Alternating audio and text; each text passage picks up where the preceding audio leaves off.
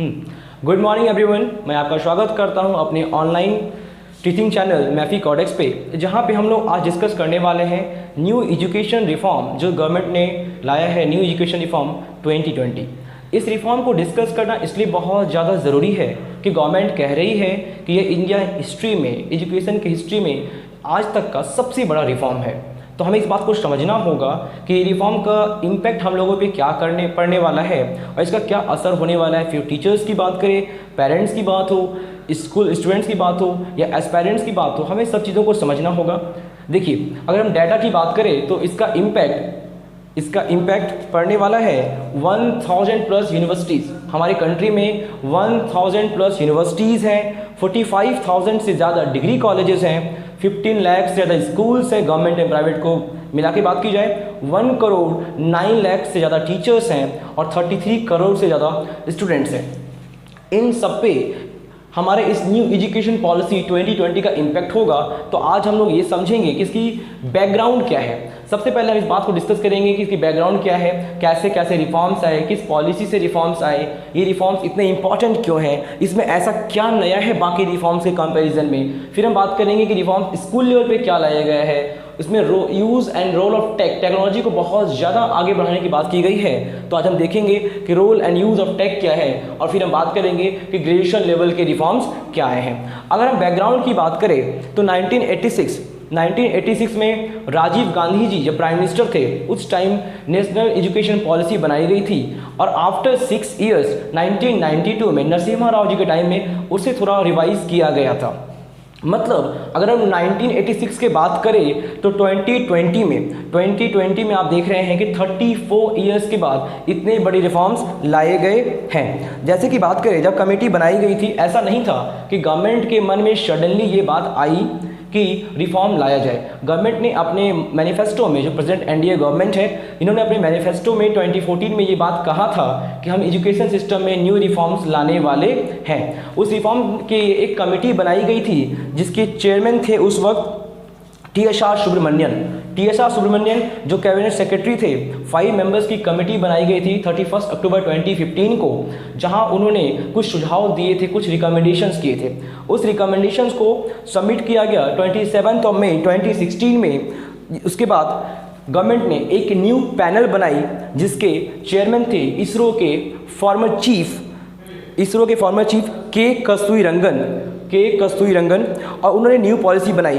Policy की सबसे खास बात की हम बात करें तो इस पॉलिसी के बनने के बाद लास्ट 2019 के जून में इस पॉलिसी को गवर्नमेंट को दे दिया गया था।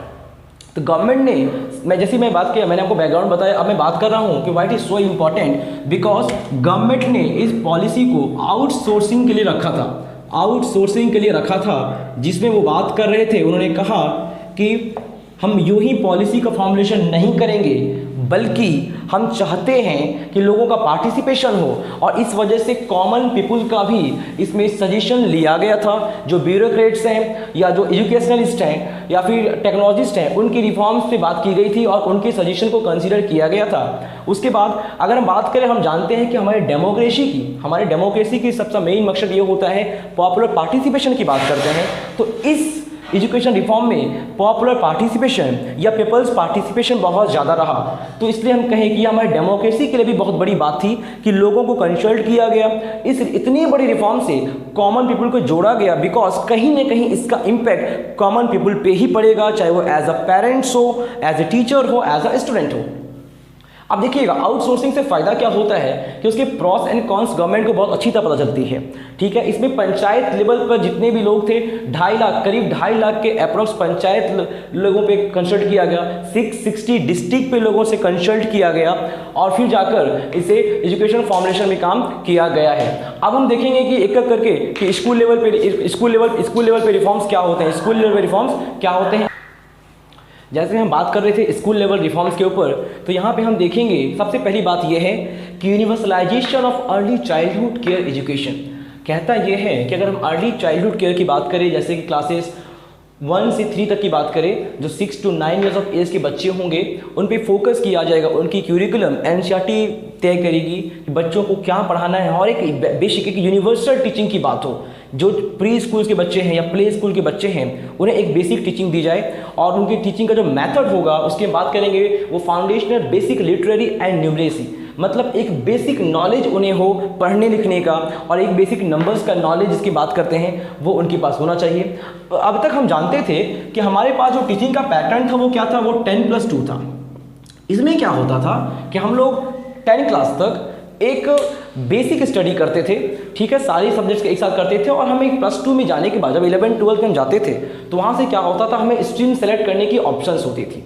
लेकिन अब जो न्यू पैटर्न आया है वो 5+3+3+4 के पैटर्न में है। जैसे आप देखिए इसमें क्या है, इसको हम पेडागोजिकल चेंज बोलते हैं। फॉर 3 to 6 ईयर्स, अगर 3 से 6 साल के बच्चे हैं, चाहे वो आंगनबाड़ी में पढ़ रहे हो या प्री स्कूल्स में हो, उनको पढ़ाने का जो मेथड होगा वो प्ले मेथड होगा, एक्टिविटी मेथड होगा, डिस्कवरी मेथड होगा, और एक्सपेरिमेंटल लर्निंग पे बात की जाएगी, ताकि उनके स्किल्स डेवलपमेंट पे फोकस किया जाए। और सेम पैटर्न चलेगा जब वो क्लास 8 तक पढ़ेंगे, और क्लास 8 के बाद सेपरेशन होगी। तो आपने क्या देखा कि ये एक स्कूल लेवल रिफॉर्म है, जहाँ पे आप ये कह सकते हैं कि क्लास 6 तक ये बेसिक रिफॉर्म लाया गया है।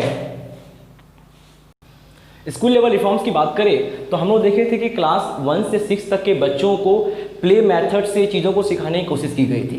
क्लास 6 से 8 में जब बच्चे जाएंगे तो उन्हें सब्जेक्ट का इंट्रोडक्शन दिया जाएगा और सब्जेक्ट को एक्सप्लोर करना सिखाएंगे, ठीक है। अब हम लास्ट के पैटर्न पे आते हैं, +4 जो हमारा है। पहले क्या होता था, 10 और 10+2 के टर्म में था। यहाँ पे हम 9 से 12 तक एक पैटर्न पे पढ़ाई होगी जो मल्टी डिसिप्लिनरी अप्रोच होगा। इसमें आप एक सब्जेक्ट के साथ और भी सब्जेक्ट को स्टडी कर पाएंगे। मान लीजिए बच्चे का साइंस लेते हैं, फिजिक्स लेते हैं, और उनका एम है या उनका मन है कि म्यूजिक को चूज करे, म्यूजिक को स्टडी करे, तो यहाँ पे कोई भी सब्जेक्ट एक्स्ट्रा आपका कंसीडर नहीं होगा, वो मेन सब्जेक्ट में हम उसको फोकस करेंगे, मेन सब्जेक्ट में वो कंसीडर होगा। तो यहाँ से क्या होगा कि एक मोरल डेवलप होगी लोगों में, यहाँ पे एक मोरल डेवलप होगा लोगों में, तो इंटरेस्ट उनके सब्जेक्ट में बना रहेगा। और ये स्टेप बहुत अच्छा है गवर्नमेंट का। आगे बात करते हैं तो क्लास 6 के बच्चे जब आएंगे तो उन्हें कोडिंग सिखाई जाएगी। और बिल्कुल सही बात है कि कोडिंग से क्या होगा, उनमें एक साइंटिफिक टेम्पर, एक रैशनल थिंकिंग का डेवलपमेंट होगा, उनमें मैथमेटिकल थिंकिंग का डेवलपमेंट होगा, वो कंप्यूटेशनल थिंकिंग को सीखेंगे और 21st सेंचुरी के स्किल्स को समझ पाएंगे। तो अभी तक हम क्लास 9 से 12 की रिफॉर्म्स को देखेंगे और अब हम आगे के रिफॉर्म से बात करते हैं। देखिए जरा, बच्चों को कोडिंग सिखाने के बाद जैसे कि हमने बताया कि मल्टी डिसिप्लिनरी अप्रोच पे काम होगा, तो अब है कोई भी रिजिड सेपरेशन आर्ट्स और कॉमर्स में नहीं होगा। फिजिक्स के बच्चे भी आर्ट्स की या ह्यूमैनिटीज़ के सब्जेक्ट लेकर पढ़ सकते हैं। आप अगर साइंस से हैं तो किसी और पेपर पे रिसर्च कर सकते हैं। और सबसे बड़ी बात गवर्नमेंट की पॉलिसी की ये है कि इस बार गवर्नमेंट ने इंक्लूजन की बात की है। इंक्लूजन की बात करें तो पर्सन विथ डिसएबिलिटीज़, वैसे लोग जिनके पास डिसएबिलिटीज़ किसी भी तरह की हो सकती है, इकोनॉमिक डिसएबिलिटीज़ हो सकती है, फिजिकल डिसएबिलिटीज़ हो सकती है, और वैसे चिल्ड्रन जो गिफ्टेड चिल्ड्रन जिनको आप जीनियसेस बोलते हैं, जो 3 से 4% हमारी पॉपुलेशन की होती है, उन्हें इंक्लूजन की बात की गई है, उनको सपोर्ट देने की बात की है गवर्नमेंट की तरफ से।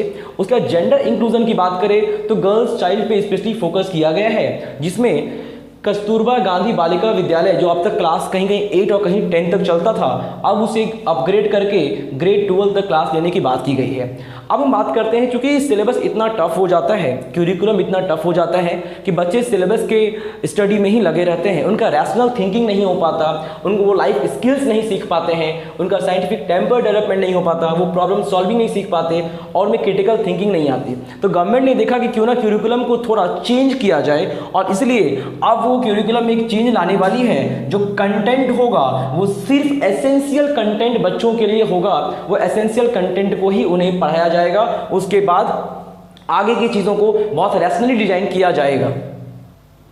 वोकेशनल इंटीग्रेशन की बात कहते हैं तो क्लास 6 के बाद बच्चों को वोकेशनल इंटीग्रेशन दिया जाएगा। जैसे में हम बात करें तो 10 डेज के इंटर्नशिप, इससे क्या होगा, बच्चों के मोराल पे बहुत फर्क पड़ेगा। जैसे मान लीजिए जब वो क्लास स्टडी करेंगे तो वो 10 डेज का नो बैग डेज उनका होगा, जहाँ पे उन्हें स्कूल ना आकर अपने वोकेशनल ट्रेनिंग पे जाना होगा।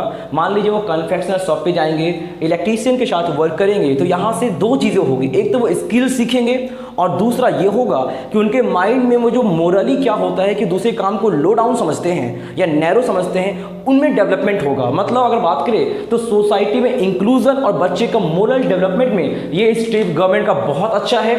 उसके बाद हम बात करें बोर्ड एग्जामिनेशन को थोड़ी की वैल्यू थोड़ी कम की जाएगी। जैसे में ऐसा हो सकता है कि बोर्ड एग्जामिनेशन ईयर में 2 बार हो और बोर्ड का अब मेन पर्पस ये होगा कि वो नॉलेज पे बात करे, ना कि रोट लर्निंग पे। ऐसा नहीं कि रट कर गए और जाकर एग्जाम देकर चले आए। तो बोर्ड में आपके असेसमेंट किस पे होगी, आपके स्किल्स पे होगी। रिपोर्ट कार्ड की बात करें तो पहले क्या होता था, आपके पास रिपोर्ट कार्ड होता था, एक तरफ मार्क्स होते थे, एक तरफ छोटे मोटे असेसमेंट होते थे। अब जो रिपोर्ट कार्ड आएगा वो आपका पूरा ईयरली हॉलिस्टिक डेवलपमेंट के ऊपर होगा और आपका असेसमेंट होगा, इसको आप 360 डिग्री असेसमेंट कहेंगे। एक तो होगा सेल्फ असेसमेंट, जैसे आप खुद का मूल्यांकन कैसे करते हैं, आप खुद में क्या चेंज देखते हैं। दूसरा होगा कि क्लासमेट्स आपका असेसमेंट करेंगे कि आप क्लासमेट के लिए आप क्या हैं या वो आप में कौन सी टैलेंट को देखते हैं। और तीसरे आपके टीचर जो आपको एजुकेट कर रहे हैं, सिखा रहे हैं या स्किल डेवलपमेंट में हेल्प कर रहे हैं, वो आपका असेसमेंट करेंगे, जिससे आप ये समझ सके। और जब पूरा ईयरली आप हॉलिस्टिक असेसमेंट को देखेंगे तो आपको ये समझ में आएगा कि आप खुद को कहाँ जज करते हैं और टीचर्स आपको कहाँ जज करते हैं और आपके क्लासमेट्स आपको कहाँ जज करते हैं। नेशनल असेसमेंट सेंटर बनाया जाएगा जिसका नाम परख होगा। नेशनल असेसमेंट सेंटर की बात करें, परख it stands for performance assessment review and analysis of knowledge for holistic development. जिसकी बात करें कि नेशनल असेसमेंट सेंटर परख stands for performance assessment review and analysis of knowledge for holistic development बनाया जाएगा, जहां से आपकी असेसमेंट, आपकी नॉलेज को एसेस किया जाएगा कि स्कूल से निकलने के बाद सच में आपने कोई स्किल सीखा है या नहीं सीखा है। आगे देखते हैं। अब देखिए कि स्कूल लेवल पे जो रिफॉर्म्स किया गया है, तो स्कूल लेवल रिफॉर्म्स के आउटकम्स गवर्नमेंट ने क्या रखी है या न्यू एजुकेशन पॉलिसी से उनको क्या फ़ायदा होने वाला है। पहला बात है, उन्होंने एम रखा है कि जो यूनिवर्सलाइजेशन जिसकी बात कर रहे थे कि जो करिकुलम होगी प्री चिल्ड्रन के, जो उनको एनसीईआरटी डिज़ाइन करेगी, वो 2030 तक हो जाना चाहिए। उसके बाद जो दूसरा एम था कि फाउंडेशनल लर्निंग और न्यूमरेसी जो बच्चों को सिखाना था, वो 2025 तक हो जाए। और ग्रॉस इनरोलमेंट रेशियो, बच्चों का ग्रॉस इनरोलमेंट रेशियो बहुत कम है। आप देखते हैं हमारे यहाँ ये हार्श ट्रूथ है सोसाइटी का कि बच्चे कचरा चुनने जाते हैं, स्कूल नहीं जा पाते, चाहे वो पेरेंट्स की कमी रह जाए, मजबूरी हो जाए, जो भी इश्यूज़ है कहीं ना कहीं एज अ सोसाइटी रिस्पॉन्सिबल हम सब हैं इस चीज़ के लिए। तो अगर बात करें तो 100% गवर्नमेंट इनरोलमेंट रेशियो या ग्रॉस इनरोलमेंट रेशियो पे काम किया जा रहा है। और गवर्नमेंट का एम है कि 2 करोड़ बच्चे, डाटा है गवर्नमेंट का कि 2 करोड़ बच्चे जो स्कूल नहीं जा पाते, जो आउट ऑफ स्कूल हैं, फैमिली कंडीशन की वजह से वो काम पे लगा दिए जाते हैं या फिर किसी वजह से वो स्कूल नहीं कर पाते, उन्हें एटलीस्ट 2030 तक उनका इंक्लूजन किया जाए स्कूल के अंदर या मेन स्ट्रीम, मेन एजुकेशन से जोड़ा जाए। उसके बाद गवर्नमेंट ने जब स्किल डेवलपमेंट पे, मैंने बोला कि इस बार गवर्नमेंट ने स्किल डेवलपमेंट में फोकस किया है, क्योंकि हम जानते हैं गवर्नमेंट का शुरू से फोकस रहा है मेक इन इंडिया पे, स्किल इंडिया पे। तो आप स्किल पे बात नहीं करेंगे, अगर आप डेवलपमेंट की बात करेंगे, आप स्कीम्स बनाते हैं तो बच्चों में स्किल का होना बहुत ज़रूरी है। तो गवर्नमेंट ने ये एम रखा है कि एटलीस्ट जब बच्चे जब स्कूल से बाहर आए, बच्चे जब स्कूल से बाहर आए तो उनके पास कम से कम एक स्किल तो ज़रूर हो, ताकि अपने लिवलीहुड चलाने में, अपने लाइवलीहुड को कैरी करने में या फिर सोसाइटी में कंट्रीब्यूशन वो किसी एक फील्ड में जरूर दे सके। और दूसरा बात, अभी लोगों को बहुत शिकायत होती है कि जो पब्लिक स्कूल्स हैं या जो प्राइवेट स्कूल्स हैं, दोनों के एक स्टैंडर्ड बहुत अलग अलग है। लेकिन अब गवर्नमेंट प्राइवेट और पब्लिक दोनों के एजुकेशन स्टैंडर्ड को बराबर करने वाली एक कॉमन स्टैंडर्ड होगा, एक कॉमन सिलेबस होगा उनके लिए। अब हम हायर सेक्शन पे क्या चेंज होगा या फिर ग्रेजुएशन लेवल पे गवर्नमेंट ने क्या रिफॉर्म्स लाए हैं, हम उसको डिस्कस करने वाले हैं। अगर हम मेजर रिफॉर्म्स की बात करें जो हमारे हायर एजुकेशन पे लाया गया है, मतलब जो हमारा +2 के बाद ग्रेजुएशन के होता है, हम वहाँ से अगर बात करते हैं तो सबसे पहला एम गवर्नमेंट ने रखा है 50% ग्रॉस इनरोलमेंट रेशियो।